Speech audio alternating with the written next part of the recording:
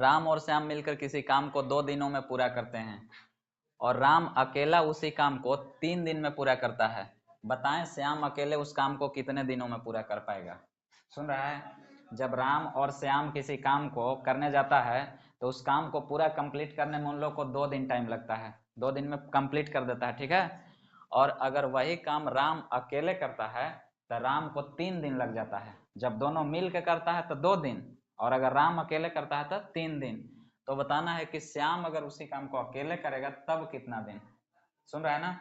तो इसको बनाने के लिए जो ट्रिक है, जिस नियम से बनाया जाता है, समझना। सबसे पहले राम और श्याम का 1 दिन का काम निकालेंगे, इसके बाद राम का भी 1 दिन का काम निकालेंगे। ध्यान देना, राम और श्याम द्वारा किया गया 1 दिन में काम, ठीक है। राम और श्याम के द्वारा किया गया 1 दिन में काम। तो 1 दिन का मतलब 1 लिखेंगे ऊपर, और जितना टोटल कंप्लीट करने में समय लेता है उसको लिखेंगे नीचे, यानी 2 दिन में करता है ना कंप्लीट, तो इसको 2 दिन, यानी राम और श्याम का 1 दिन का काम हो गया 1/2। और इसी तरह से फिर राम का निकालेंगे। समझ में आया?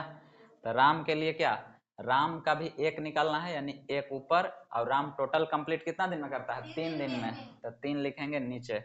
अब ध्यान देना, टोटल में से दोनों के कमुआ में से राम के कमुआ को घटा देंगे तो श्याम के काम बच जाएगा।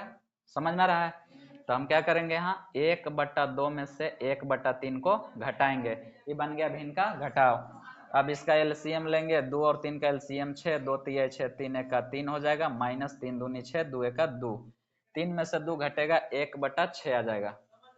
जो आंसर आया इसको लास्ट में पलट देना है, यानी कि जब हम इसको पलटेंगे तो 6 चला जाएगा ऊपर, 1 आ जाएगा नीचे।